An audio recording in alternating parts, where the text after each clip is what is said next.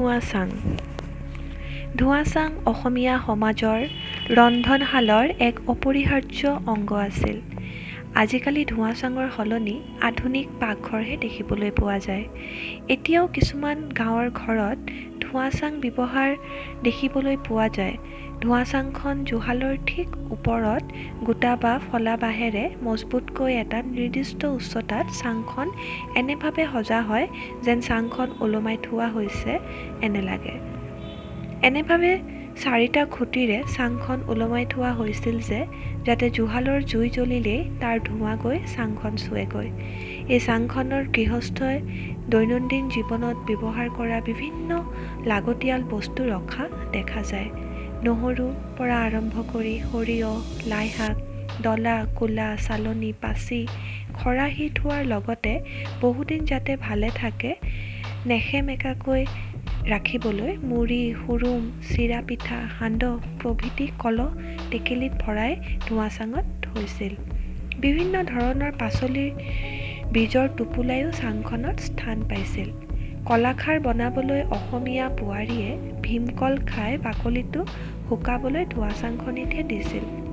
আগৰ দিনত বহুতে সাঁচিপাত তুলচেতীয়া পুথিখনো কেইবাতৰপো কাপোৰেৰে মেৰাই কাঠৰ বাকচত ৰাখি ধুৱাচাঙত তুলি থৈছিলগৈ।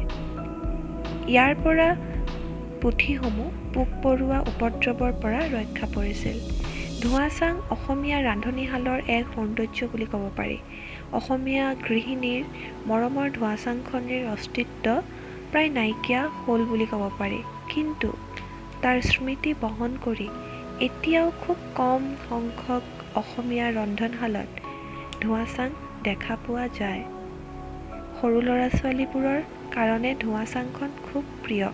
কাৰণ বিহুত গৰু বিহুৰ আগদিনাখন যি কণী যুঁজোৱাৰ খেল হয়, সেই সয়া কণী এই ধুৱাচাঙতে ৰাখি মইনাহঁতে এটা কণীৰ পৰা অনেক কণী খেলত জিকাৰ সপোন ৰচিছিল। লগতে ধুৱাচাংখনৰ তলতে আয়তীসকলৰ মেলো বহিছিল। ধুৱাচাং অসমীয়া সমাজৰ খুব প্ৰিয় এটা স্থান আছিল বুলি ক'ব পাৰি ৰন্ধনশালৰ। ধুৱাচাঙত বিভিন্ন ধৰণৰ বস্তু ৰখা হৈছিল। এনেকুৱা বস্তু কিছুমান ৰখা হৈছিল যিসমূহ অনাটনৰ সময়ত ধুৱাচাঙত শুকুৱাই থোৱাৰ বাবে সেই বস্তুসমূহে কেতিয়াবা পাকঘৰত নাথাকিলে তাৰ পৰা আনি ব্যৱহাৰ কৰা হৈছিল। কেতিয়াবা ধৰক মাংস বনোৱা হৈছে, আদা নাই, তেতিয়া গৃহিণীগৰাকীয়ে ধুৱাচাঙলৈ গৈ পুৰণা বটলত বিচাৰি চায় শুকান আদা আছে নেকি। তেনেকুৱা ধৰণৰ বিভিন্ন বস্তু ধুৱাচাঙত ৰখা হৈছিল। বহুতে ধুৱাচাঙত লাইশাক শুকাই ৰাখে, মূলা শুকাই ৰাখে, বিভিন্ন ধৰণৰ আচাৰ ধুৱাচাঙৰ ওপৰত পোৱা যায়। গৃহিণীসকলে ৰন্ধন প্ৰক্ৰিয়াত ব্যৱহাৰ কৰা বিভিন্ন ধৰণৰ মছলা ধুৱাচাঙত পোৱা যায়। গতিকে ধুৱাচাংখনত অসমীয়া সমাজৰ অসমীয়া খাদ্যৰ আখলৰ জ্যোতিৰ যোগাব পৰাকৈ বিভিন্ন ধৰণৰ বস্তু কিন্তু ধুৱাচাংখনত পোৱা গৈছিল। আজিকালি ধুৱাচাং প্ৰায় নাই বুলিয়ে ক'ব পাৰি। তথাপিও অসমৰ কিছুমান গাঁৱত এতিয়াও ধুৱাচাং দেখা যায়। আজিলৈ সামৰিছোঁ।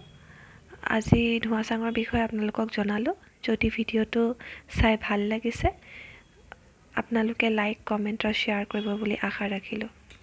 ধন্যবাদ।